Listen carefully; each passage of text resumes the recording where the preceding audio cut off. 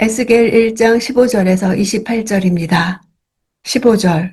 내가 그 생물들을 보니 내 얼굴을 가진 각각의 생물들 옆 땅 위에 바퀴가 하나씩 있었다.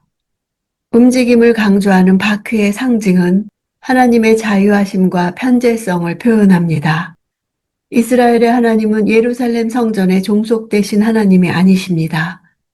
그분은 하늘 보좌에 앉아 온 세상을 통치하시는 분이십니다. 이스라엘은 물론 바벨론도 그분의 통치 영역에서 벗어나지 않습니다. 그분은 세상 어느 곳이나 당신의 주권적 의지에 따라 개입하시고 행동하십니다. 18절. 그들 바퀴의 둘레는 높고 놀랍게 생겼다. 바퀴 4개가 다 그 둘레에 눈들이 가득 달려 있었다. 바퀴 둘레가 높다는 것은 땅에서 볼 때 올려다 보아야 할 정도로 매우 크다는 의미일 것입니다. 놀랍게 생겼다는 것은 그 위용이 대단함을 나타낸 것입니다. 눈들이 가득 달려 있다는 것은 모든 것을 다 보시는 하나님의 감찰하심과 모든 것을 아시는 여호와의 전지성을 상징합니다. 19절. 생물들이 움직이면 바퀴들도 그 옆에서 움직였고 생물들이 땅에서 들어 올려지면 바퀴들도 들어 올려졌다. 들어 올려진다는 것은 수동태로 그것들이 스스로 공중으로 뜨는 것이 아니라 바퀴 안에 있는 영의 지시에 의해 땅에서 들린다는 사실을 나타낸 것입니다.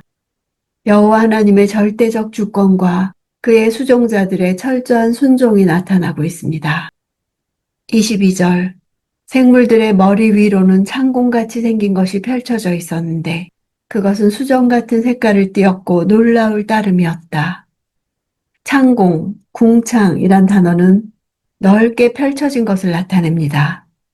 창세기의 창조 기사에서는 대기권을 가리키는 단어로 사용되었습니다.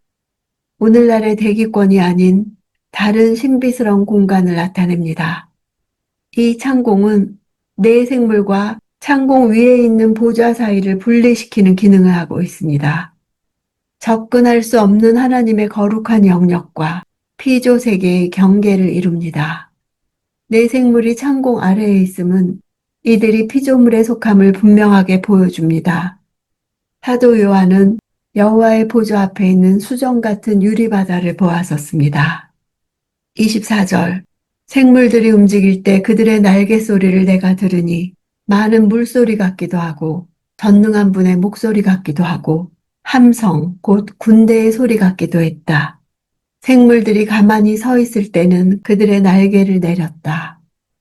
성경에서 많은 물소리는 모두 3번 등장합니다. 에스겔 43장에서는 하나님의 음성을 비유하는 소리였고 시편 93편에서는 파도 소리로 사용되었고 계시록에서 사도 요한이 들은 예수님의 음성 역시 많은 물소리 같은 음성이었습니다. 26절. 그들의 머리 위 천장 위에는 사파이어 보석같이 생긴 보좌 모양이 있었고 그 보좌 모양 위에 사람의 모습 같은 형상이 높이 있었다. 보좌가 창공 위에 있다는 사실은 하나님의 초월성을 나타냅니다. 창공이 모든 피조 세계를 하나님의 영광의 보좌 아래에 위치하게 함으로써 하나님의 존재의 초월성과 위엄성을 과시합니다. 이 창공 위의 세계는 사도 바울이 고린도 후서에서 기록한 그가 환상 중에 다녀온 셋째 하늘이며 사도 요한이 열린 문을 통해 들어가는 천국과 동일합니다. 27절. 내가 그의 허리로 보이는 부분에서 위쪽으로 올려다보니 그 안쪽 사방에는 반짝이는 금속이 불의 모양을 하고 있었다. 그의 허리로 보이는 부분에서 아래쪽으로 내려다보니 불의 모양이 있었고 그의 주변이 밝게 빛났다. 사람의 모습 같은 형상의 모습은 다니엘이 hit데겔 강가에서 보았던 형상과 유사합니다. 불의 모양을 하고 있는 것은 인간이 가까이 하지 못하게 하는 것이며 위험과 두려움과 심판을 상징합니다. 주변이 밝게 빛난 것은 사도 요한이 그리스도의 얼굴에서 해가 힘있게 비추는 것 같은 모습을 보고서 엎드러진 것을 연상시킵니다.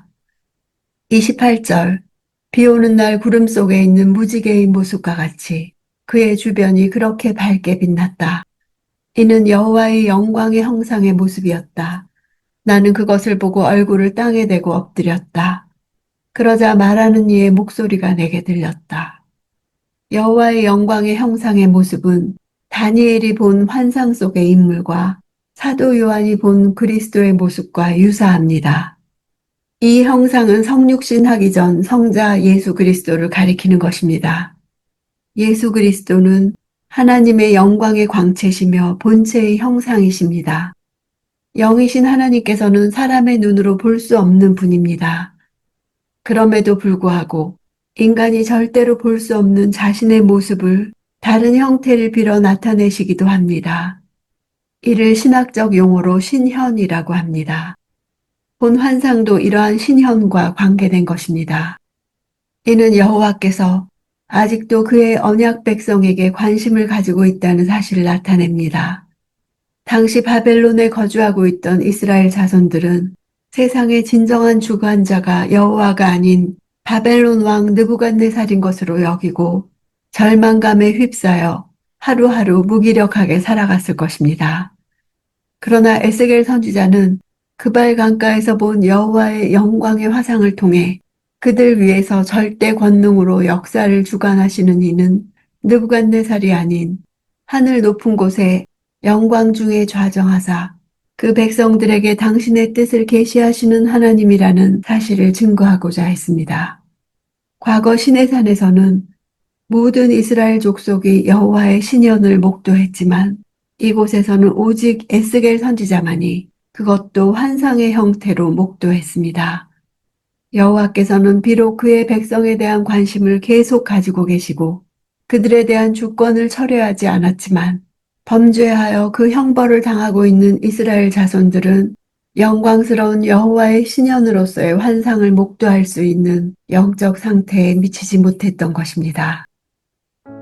이스라엘의 하나님께서 하늘을 열고 당신의 모습을 바벨론에 드러내십니다. 이스라엘을 굴복시킨 바벨론이 당신의 통치 아래 있음을 공개적으로 과시하십니다. 민족들의 신들이 헛것임을 보여주십니다. 그분은 보좌에 앉으셔서 원하시는 대로 바벨론을 돌아다니시는 분이십니다. 바벨론의 신들 가운데 누구도 그분의 앞을 막지 못합니다. 그분은 유배지에 사는 자들에게 잠시 성소가 되어주셨습니다. 예루살렘에서처럼 바벨론에서도 예배를 받으십니다. 여호와의 우주적 왕권이 고대 근동의 패권을 장악한 바벨론에서 선포됩니다. 여호와만이 유일하신 하나님으로 민족들의 운명을 결정하십니다.